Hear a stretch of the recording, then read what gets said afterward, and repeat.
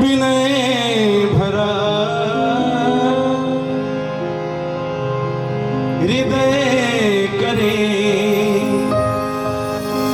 आजा सदा जिन्हें प्रणाम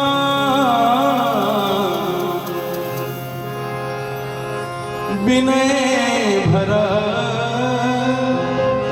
हृदय करे सदा जिन्हें प्रणाम ऐसे है मेरे राम ऐसे है मेरे राम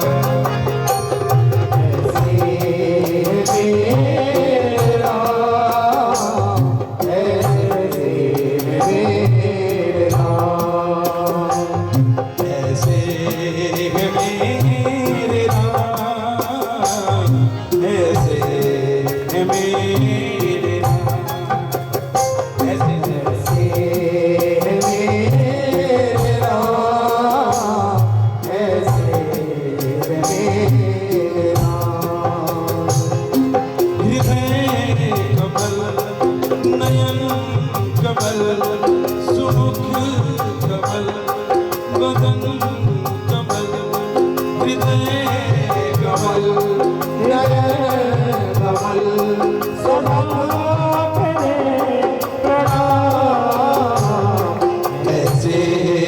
मेरे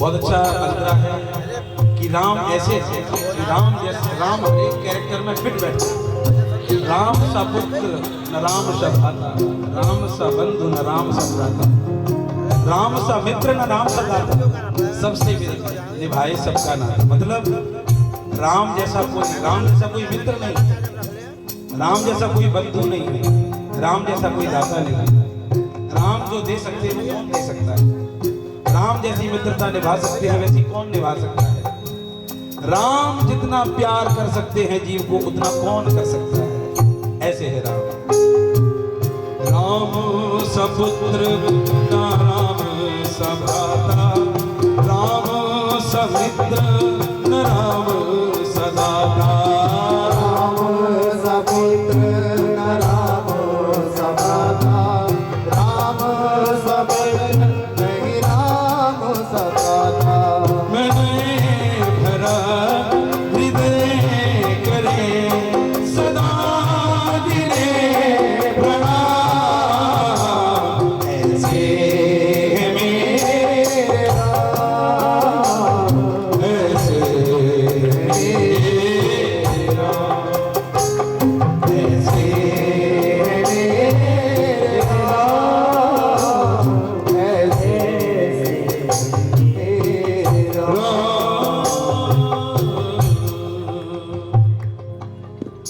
राम समित्र राम की मित्रता किनसे हुई सुग्रीव से हुई है तो जब सुग्रीव के बारे में राम जी को पता लगा कि इनकी पत्नी का भी हरण कर लिया और इनकी पंपापुरी राजधानी को भी छीन लिया तो राम जी अपने दुख को भूल गए उनका दुख क्या था उनकी भी पत्नी कारण हो गया था उन्होंने कहा तुम्हारे पत्नी और राजधानी पहले मिलेगी मेरी मिले न मिले लेकिन मित्र के दुख को पहले रखना है यही बात कही जो न मित्र दुख होए दुखारी दिन है बिलोकत अपने दुख को भगवान भूल गए और भगवान सुग्रीव के दुख को फरक उठी तो भुजा विशाला राम जी ने मित्र के दुख को देखा तो उनकी भुजाएं फड़कने लगी कि पहले मैं तेरे काम को करूंगा ऐसी मित्रता राम जैसा कोई दाता नहीं हो सकता क्या जो संपत्ति शिव राव नहीं दीन दिए दसमात कैसे दाता है राम जी एक दुआ से समझिए रावण के लिए जो संपत्ति भगवान शिव ने 10 शीश देने के बाद भी उसने 10 शीश अग्नि में आहूत कर दिए तो भगवान ने उसे जो संपत्ति दी वही संपत्ति भगवान श्री राम ने विभीषण जी को बहुत संकोच पूर्वक दी कि मित्र मैं तुम्हें कुछ दे नहीं पा रहा हूं, क्या दे सकता हूं? तुच्छ सी भेंट स्वीकार करो। उसी संकोच पूर्वक दिया। जो संपत्ति शिव रावण दीन दिए दसमाथ, सोई संपदा विभीषण है सकुच दीन रघुनाथ। रघुनाथ जी ने बहुत संकोच पूर्वक दिया। तो राम जैसा कोई दाता नहीं हो सकता, राम जैसा कोई पुत्र नहीं हो सकता। जब राम जी को पता लगा कि मेरी माता कैकेयी ने मुझे वन के लिए और दशरथ जी ने वन के लिए भेजना तय किया है, तो उन्होंने कहा जो पितु मातु कहू बन जाना, तो कानन सत अवध समाना।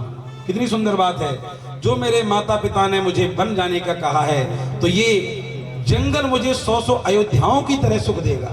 जंगल जंगल नहीं रहेगा, 100 अयोध्याओं की तरह। तो राम पुत्र के कैरेक्टर में कितने फिट होते हैं, राम भाई के कैरेक्टर में कितने फिट होते हैं। जब उन्हें पता, लक्ष्मण जी साथ में चले और पर्णकुटी में राम जी रात्रि के अर्धरात्रि 12 बजे अपनी कुटिया में रोने से सकने लगे। लक्ष्मण जी वीरासन से उस कुटिया की रक्षा करते हैं और आज जाग रहे हैं। स्वच्छ चांदनी बिछी हुई है धरती और हम चांदनी आकाश पाताल में, और हाथ में धनुष लेकर के लक्ष्मण जी वीरासन से बैठ के सीताराम जी की कुटिया की रक्षा करते हैं।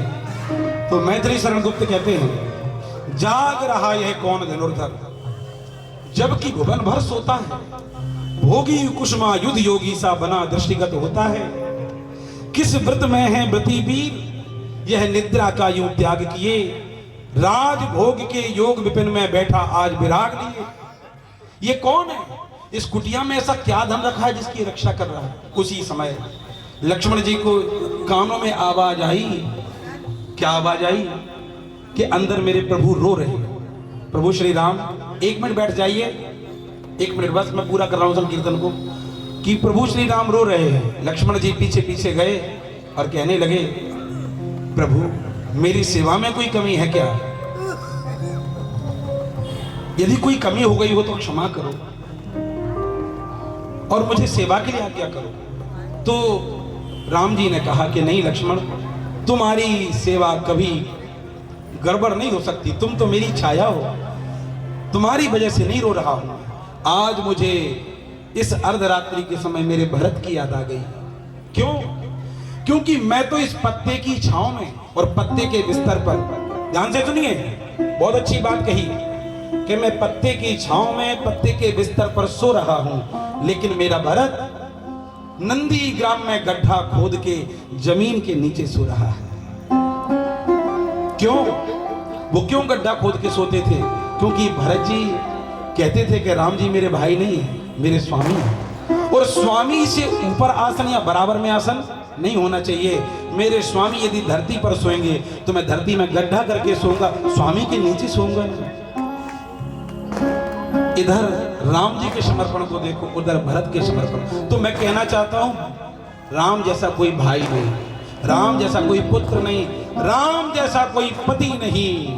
जब राम जी को सीता जी ने कहा अयोध्या आके कि मेरी जैसी सामान्य नारी के लिए प्रभु आपने इतने प्रबल शब्दों से विरोध लिया, रावण से लड़े, खत्म है ना मेरे जैसी सामान्य स्त्री के लिए 5-10 मिनट। राम जी बोले, सीते तुम सामान्य कैसे हो सकती, तुम राम की अर्धांगिनी हो।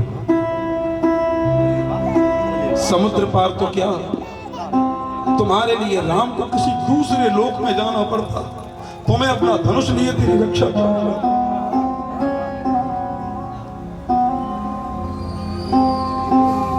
ऐसे हैं राम।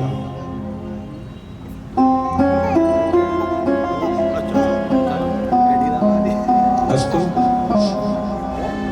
चूंकि ये प्रवचन का मंच नहीं है तो हमें तो प्रवचन सुनाना ही अच्छा लगता है, ज्यादातर प्रवचन ही सुनाते हैं। ऐसे है राम, राम का कोई तोड़ नहीं, राम प्रत्येक कैरेक्टर में अद्भुत है। इसलिए विनय भरा हृदय करे सदा जिन्हें प्रणाम, कैसे है मेरे